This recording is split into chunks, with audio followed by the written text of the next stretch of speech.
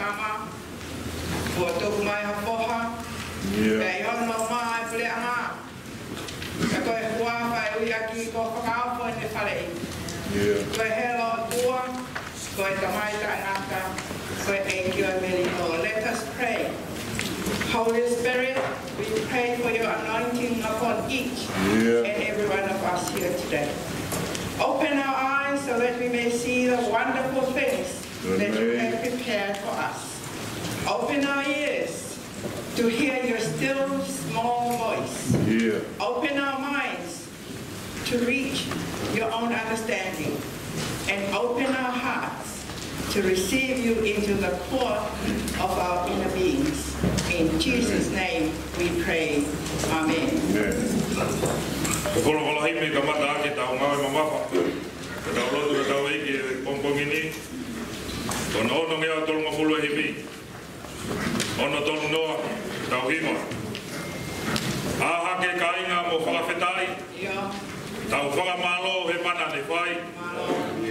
I pēneri he mahe kua mua. Ai hoko tangata ha tau tua. Whakawhetai. Ko e pehe te tau noa. Whakamalo he ofa ha tau tua. Ne toko alangi mo hono masani. Kai hau o hui. Ai hia mamani.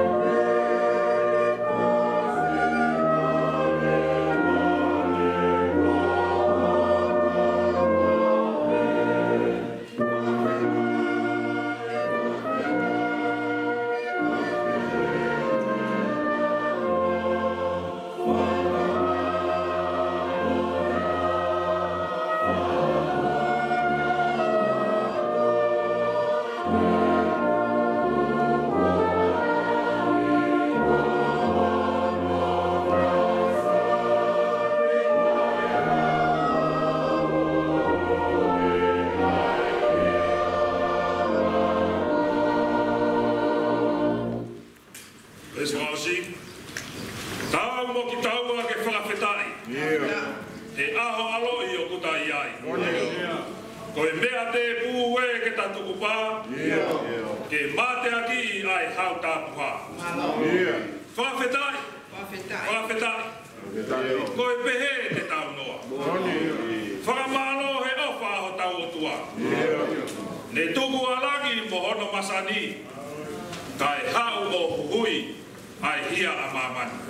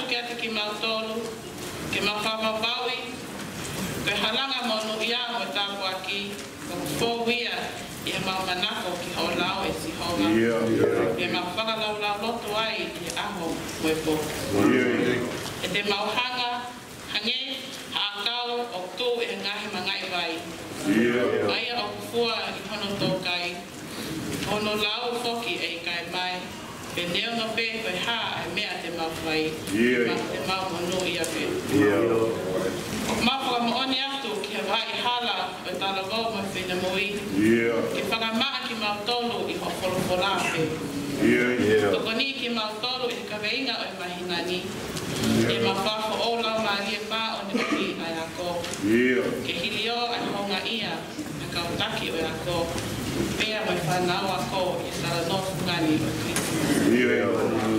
Maulotu, i ke whakatupele kina, i o mauloto ai ofa, i mo whi ofa aki, kai lava, ke inoi ki mautolu e awhiona o ofa nao. Pe toko ni ki mautolu, ke whai e mauto, ke tupu, ke mā oni, ke whai e mautu, ke hoa mo e ofa. Pe ke maukeli, mā ki mautolu, hapoku o ou, ke kotaimi, ke maukumi atu ki a te koe e Sihova. Ke oua, ke hoko mai, whakauha mā oni mā ki mautolu. I o tungai palamou, me whine mui, ke uma a e lotu whale o whamiri, se asi, moi whanau whoki. Maulotu atu mai kau taki lotu ko tau pe o me totisi. Kai uma a mai whanua tonga au te roa. Me behe ke wahenga ngawe o akalani manukau. Kau tuu loto toa, no tuu kani. E whatongia ko hui, o whakatapui ki nau toru ki ai. Toko ni ke mautoru ko tau pe, ke mahu inga ia, i he whiri ko ke whaima ki mautoru e otua. Ia ko kakai o tapu mo a whiina i he ao e otua o tangata. Ko kakai o ofa ki otua pe o kaunga a pipoki aki a kotoa o loto ka mai na malie mo e pipoki. Maulotu atu ke tau waki mai ka whakikau ko tō pe o mau kau whakataha i a honi. E pehe ke wholofola o mau amanaki ki ai o ka nanga. O mau whaki atu ki mau tolu, ke haele mai o a whio e whakatū tanoni i o mau ngahi o tolu. Kei lava ke mau whai whina ngalo i e aku tō pe o i mau mohui. Toko ni ai pe ki mau tolu, ke mau hiki ma o pe koe sinsu, ke mau lunga i mau wheo whaaki, ke ka whea kataki aki, ke whea mole aki. O whei hoko whanga o wha, o tali e mau nopu, o kole eni, o huako e tamai, alo e lau mari e maa oni. Amen.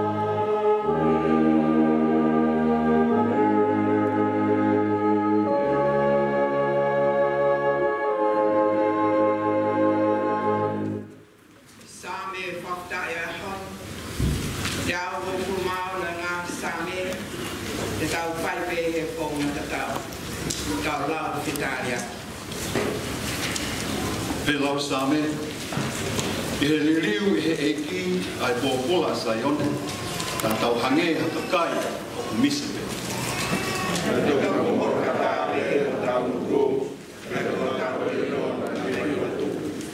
Nā toki lau i he ngahi kore anga, o whai mea lalahi mak nau tolu e Sihova, e o tau fu fie fie.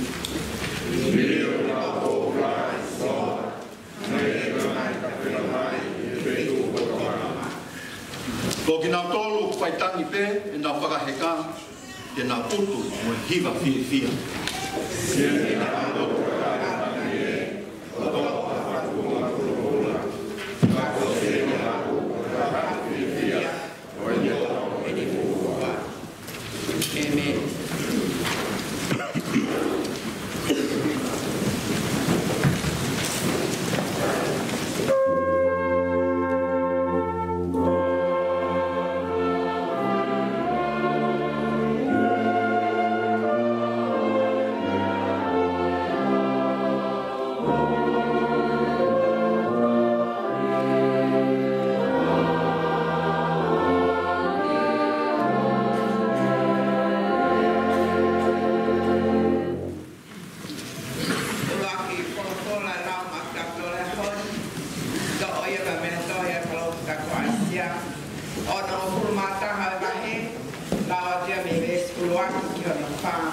Vale, dia no formata. Io che non fare. La Maria o ato na si ova ia te au. O via une pania o si ova ke almo e omo le rei ke masiwa. Kone whekaua ke hai a kakai o loto mawhesi. Ke whanonongo ai tuange ke kōpula. O whakaawa kisone ke te knau tolo mao ki. Whanonongo ai tau hoi fua e ki. O taimi sauni a tau o tua. Ke whakalelu ia ki nau tolo fua pe o tangi. Ke tūtūni mea ke kautangi sai o ne. Ke anga ke te knau tolo apare ke whetongi a ke nau ulu e fu. Ko lolo si fia ke whetongi a ke nau tangi. Ko pulu o whakamaro ke whetongi a ke lau maari ngare mulemu. Ka ui ki nau tolo e ngai. Oke, o maa ni o ni. Ko e tau tūku a si hoa ke ne hālang iai. Te nau langa e ngai koro mau talu mi kuai. Te nau hoko hake a horo. E ngai tau tangata mua. Whafo e ngai koro mau. O e horo o e tau tangata mo i tau tangata. Te koau si hova ko ofa ke whakalao. Ko whehia ke whaau kovi hame. Ko ia te whai tō nunga e pange e nau totongi. Te whai mo nau tōla kona ni te tangata. Pea i loa ho nau hako i ngai kureanga. Ho nau piki lau i lotolotonga. O i ngai kakai. Tōki nau tolu ko toa o sio kia te nau tolu te nau whakamokoni. O i hako ki nau tolu whai tāko kina me siho. Te mātua whiawhia e sihoa. Te tome e hukulau maare i hoko tua. Te buone whakakofu au api. Ai u kofu o whakamokui. Buone ai kia te au e kofu tō toholofa. Whai tonu ki a. Hangeha e ta ane une ai hakalau ni whakataula e ki. Te hangeha tāhine polo une tewa i ngā siweri. Te hangeha ko kere une lapu hake tono tau tupu. Te hangeha ko ngau e tapu o whakatupu e mea o tōai. Te he o ato nai si hoa.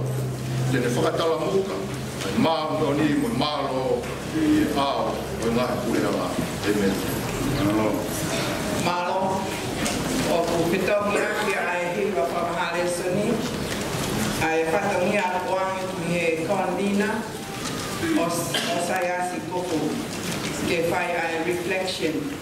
Mai ngawe o whai tuku he takweti.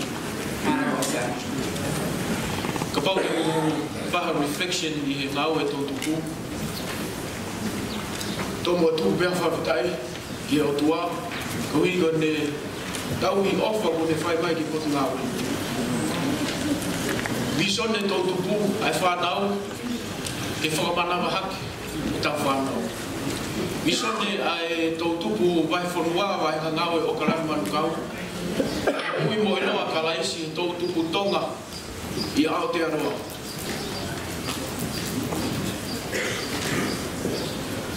Ke nā whiofa aki mo mataku. Le soni koe o ni hanga o hai katoa ai porfola ai e tau visone na tau kamata ki peta sio siua vai raki vesiva i kai ko kona koe ke ke lototo mutu karikari o te ke mana vahe te o te ke tairi te ko sihova ko o tua tene i kai tene ia te koe i mea katoa o muke ia. Tō tupu wahenga ngawe o kalan manukau. Ko tau koe ni, na tau whanonga mai, pia mo ngahi mea lahi. Whau mai i he wa i hala e tō tupu, pia ulahi e taimi o kupehe he tō lahi, koe wa i hala whaingata. Pia moone lau koe, koe wa i hala whaingata. Kono whaingata a koe hi, koe ngahi mea koe ni o e aho ni. Pau tau ilo pe e koe mua. O tau whanonga mai me he wawheta hao no Disema. O tau toi a usia ai aho koe ni. Pea neongo koe ke tau kakato heni. Tau whakawhetai ho ulau maari e. Pea honga ia koe hi koe tau heni katoa. Toi whakakaukau. Nai e tau ni ihi na tau whanonga mai. O kui kai ke nau i heni. O koe ke nau i heni i ho potu ngā we. Toko lahi